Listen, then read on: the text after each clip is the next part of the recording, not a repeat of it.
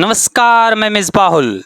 भाई आपने वो कहावत तो जरूर सुनी होगी, जमीन आसमान का फर्क।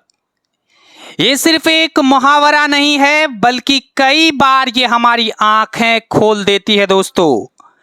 और आज मैं आपको दिखाने वाला हूं कि ये कहावत कितनी सच है जब हम बात करते हैं राहुल गांधी और प्रधानमंत्री नरेंद्र मोदी की। दोनों ही नेता हैं और दोनों ही बड़े पदों पर रहे भी हैं, लेकिन इन दोनों के अंदाज, इन दोनों के काम करने के तरीके और इन दोनों के दिल और दिमाग में कितना फर्क है, समझने के लिए पंजाब की बाढ़ का हाल ही काफी है दोस्तों। सोचिए, जब पंजाब डूब रहा था, गांव-गांव तबाह हो रहा था, लोग अपने घर, अपने फसलें, अपनी गाय भैंस सब कुछ खो रहे थे, तब प्रधानमंत्री नरेंद्र मोदी कहां थे? हेलीकॉप्टर में बैठे हुए और आसमान से नीचे झांकते हुए। ऊपर से देखा, हवाई सर्वे किया, हाथ हिलाया और फिर चले गए दोस्तों। और उसी वक्त राहुल गांधी थे। वो कहां थे? वो कीचड़ में उतरकर, लोगों के घरों तक जाकर, सिक्योरिटी से लड़कर भी, भीड़ में घुसकर, रोते हुए बच्चे को गले लगाकर खड़े थे दोस्तों। अब आप खुद बताइए, ये दोनों तस्वीरें जब सामने आती है तो ये फर्क जमीन आसमान का नहीं लगता? राहुल गांधी का वो पल मैं बार बार याद करता हूं। एक छोटा बच्चा कांप रहा था, रो रहा था। राहुल ने उसे गोद में उठाया और कहा, तुम कैसे डर गए? तुम तो सबसे बहादुर हो। भाई, इन चार शब्दों में इतना अपनापन, इतना इंसानियत भरी है कि सुनने वाले का दिल भर आए। ये बातें सिर्फ जुबान से नहीं निकली, ये दिल से निकली हुई बातें हैं दोस्तों। जब उन्होंने कहा, तुम तो सबसे बहादुर हो और तू वो बच्चा अकेला नहीं रहा, उसे लगा कोई तो है जो सच में उसके साथ आज खड़ा है। अब सोचो, जब प्रधानमंत्री जी किसी बच्चे को गोदी में उठाते हैं तो पूरा देश के चैनल उस तस्वीर को दिखाते हैं, लेकिन सवाल यह है, उस बच्चे को बाद में क्या मिला? क्या उसे कोई मदद पहुंची? स्कॉलरशिप, कोई शिक्षा का वादा, कोई गोद लेने की बात? भाई, मैंने जितना खोजा, मेरे हाथ खाली के खाली रह गए। जी हां, सोचिए, देश का प्रधानमंत्री अगर किसी अनाथ बच्चे को अपनी गोदी में उठाए और उसके बाद भी उसे कुछ ना मिले तो उस कुर्सी का मतलब ही क्या है? कुर्सी पर चाहे मोदी हो या कोई और, मुझे फर्क नहीं पड़ता, कल कोई और होगा, लेकिन उस पद का वजन बहुत बड़ा है दोस्तों। और अगर प्रधानमंत्री की गोदी तक पहुंचकर भी कोई बच्चा अनाथ ही रहे, बेबस ही रहे, तो यह हमारे सिस्टम का सबसे बड़ा कलंक बात है दोस्तों। अब जरा राहुल गांधी का तरीका देखिए।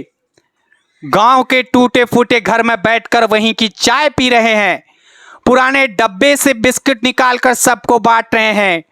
कोई नया कप प्लेट नहीं मंगवाया, कोई बिस्लरी की बोतलें नहीं रखवाई। ये फोटो ऑपरेशन नहीं था, ये दिल से निकला हुआ जुड़ाव था। भाई, अगर सिर्फ तस्वीरें खींचनी होती तो राहुल किसी भी रिलीफ कैंप में जाते, कैमरे के सामने खड़े होते, मुस्कुराते और निकल जाते। लेकिन उन्होंने कीचड़, पानी, आंसुओं के बीच जाने का रास्ता चुना।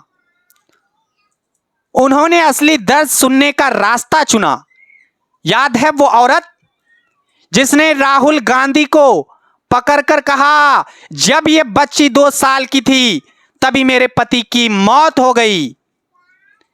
क्यों? क्योंकि पुल नहीं था। अगर पुल होता तो टाइम पर अस्पताल पहुंच जाते, लेकिन पुल ना होने के कारण मैं अपने पति को खो बैठी। सोचिए भाई, 2024 से 25 के भारत में कोई इंसान सिर्फ इसलिए मर जाए कि पुल नहीं था। ये बाढ़ की त्रासदी नहीं है, ये हमारे संस्कार या सरकारों की नाकामी की कहानी है। और कांग्रेस ने यही कहा।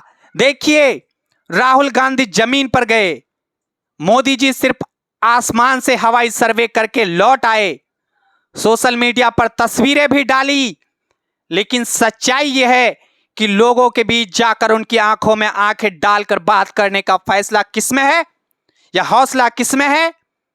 अब आप खुद बताइए। प्रधानमंत्री जी के पास भी तो मौका था, वो भी तो जा सकते थे गांव में, वो भी बच्चों को गले लगा सकते थे, तो क्यों नहीं किया? क्यों हमेशा दूरी से देखने की आदत है? क्यों जनता और सत्ता के बीच ये फासला रखा जाता है? अब जरा मीडिया की चुप्पी भी आपको मैं दिखा दूं। राहुल गांधी का ये दौरा नेशनल मीडिया में लगभग गायब रहा। अखबारों में मुश्किल से एक कॉलम, टीवी पर तो कोई जिक्र ही नहीं है इनका। भाई ये क्या हो रहा है? नेता जमीन पर जा रहा है, लोगों का दर्द बांट रहे हैं, लेकिन हमारे अखबारों में, हमारे चैनलों को इसमें खबर नहीं दिखाती। आखिर क्यों? क्या यही है हमारा लोकतंत्र? और थोड़ा जनता की हालत पर हम फिर से लौटते हैं। गांव के लोग कह रहे थे सब कुछ बह गया, बस जान बच गई। भाई किसान झूठ क्यों बोलेगा? बड़े बड़े होटल वाले तो इंश्योरेंस क्लेम के लिए आग लगा सकते हैं, लेकिन गांव का गरीब किसान अपने ही गांव वालों के सामने झूठ बोल सकता है क्या? जब वो कहता है कि उसकी गाय भैंस बह गई, उसका घर बह गया, तो सच्चाई ही बोल रहा होगा। और जरा सोचिए, जब वो बुजुर्ग राहुल गांधी के सामने रोते रोते टूट गया, तो ये कोई ड्रामा नहीं था, ये उसका सच था, उसका दर्द था। और राहुल गांधी ने उसी दर्द के बीच बैठकर उसका साथ मिलके चाय पी। यही फर्क है, कोई ऊपर से देखता है, कोई नीचे से बैठकर सुनता है। अब एक बड़ा सवाल है दोस्तों, केंद्र की मदद, मतलब पंजाब सरकार ने कहा हमारा बकाया 3000 करोड़ है, समझ रहे हैं आप, लेकिन केंद्र ने दिया कितना? आपको पता चला? 100 करोड़। अब भाई जरा कल्पना करो, आप किसी से 3000 उधार मांगते हो और वो आपको सिर्फ 1600 पकड़ा कर कहे लो काम चला लो, आपको गुस्सा नहीं आएगा? यही हाल है पंजाब का। ये मजाक है या फिर मदद?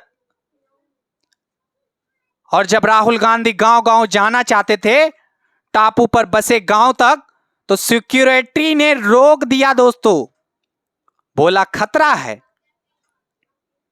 भाई ये तो हद है। अगर इस देश में लीडर ऑफ ऑपोजिशन भी सुरक्षित नहीं है, तो आम आदमी कहां सुरक्षित होगा? अगर आपने ही हिंदुस्तानी गांव में अपनों को ही रोक दिया जाए, तो ये कौन सी सुरक्षा है? अब मैं आपसे पूछना चाहता हूं, क्या ये फर्क आपको साफ नहीं दिखता?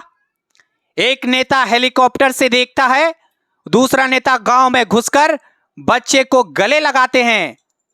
एक नेता के पास कैमरे की फौज है, दूसरा कैमरे की परवाह किए बिना आंसू पोंछता है। एक नेता मीडिया के पन्नों पर छाया रहता है, दूसरा नेता खबरों से गायब कर दिया जाता है। यही तो है जमीन आसमान का फर्क। और भाई पत्रकारिता करना आज आसान नहीं है, मैं आपको बता दूं, लेकिन अगर आपको लगता है कि मैं सही बात कर रहा हूं, आपकी आवाज आप तक पहुंचा रहा हूं, तो मेरा साथ दीजिए। इस वीडियो को लाइक कीजिए, शेयर कीजिए, ताकि मैं और आप मजबूत होकर आपके लिए ऐसी आवाज उठाता रहूं। क्योंकि सवाल यही है, क्या हमें ऊपर से दिखाने वाले नेता की जरूरत है या फिर कीचड़ में उतरकर साथ खड़े होने वाले नेताओं की? आपका जवाब ही इस देश का भविष्य तय करेगा। जवाब जरूर दीजिए कमेंट में। जुड़ने के लिए धन्यवाद। फिर मिलते हैं इसी टाइम को।